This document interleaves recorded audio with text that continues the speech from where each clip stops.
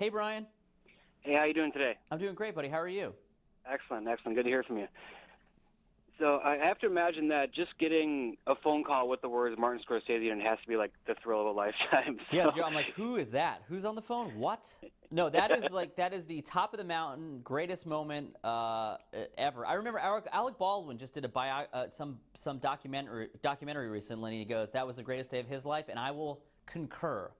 When you can be in a Martin Scorsese movie, it was magical. It was a magical day. Excellent. So, was there any? How much kind of research did you go into to look into Nicky? And I mean, I know this is. I'm not sure if Nicky's actually based on an actual guy or not, too. But I was wondering if you could talk about the research that went into this role. Well, I mean, I went to Boston College and I graduated with a finance degree. So as far as like understanding the world and how these guys were breaking the law, I was a little ahead of the curve on that. And people, Okay. You know, the guys on the set or other people would ask me questions or how to say things easier or like what was really going on. Because it is a complex thing at the end of how he garnered his money. I mean, he really brought companies public, and that's how he sort of got the big numbers. And he would have rat holes and all that minutia. But, you know, we met with Jordan Belfort. You know, we met with people of the time. But as an actor, you want to sort of make your own choices and play your own character. So my only thing going into it was literally like, since we improvise a lot, it's like, I'm PJ. I'm going to leave my morals and ethics at the door, and I'm going to enter this scene and just be free and willing to do everything. Nice.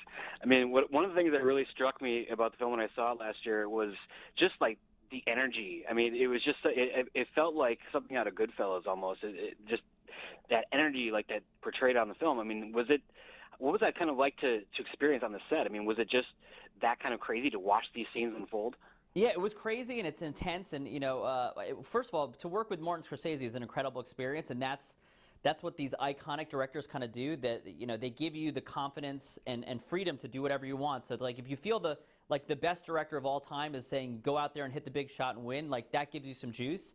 And then obviously kudos to, you know, Leonardo DiCaprio is an amazing actor, and he's #1 on the call sheet, and he produced this. So to watch him with his energy every day, and you know, when you say action to Leonardo DiCaprio, the world, the scene, the set sort of vibrates, and it's just like there is this boost of energy, and he is a wave of energy, and you're either gonna like ride that wave or get crushed. So it's like I'm gonna try to ride the wave.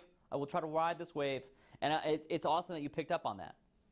Oh yeah, absolutely. I mean, especially the Quaalude scene, and just there was just so many moments that it's like, wow, what am I watching? Yeah, and it's like I can't even think. Honestly, it sounds crazy, but like I can't even pick my favorite moment from the movie to work on or be a part of. It was just like every day I was like, I can't believe that happened. That was amazing. That was amazing. That's great. So, I mean, did you have like a lot of time before shooting started to actually like get a rapport built with these guys, or was it? Yeah, that was. I think it was a conscious effort on Mr. Scorsese and Leo that, you know, there's about 7 of us that really bonded really well.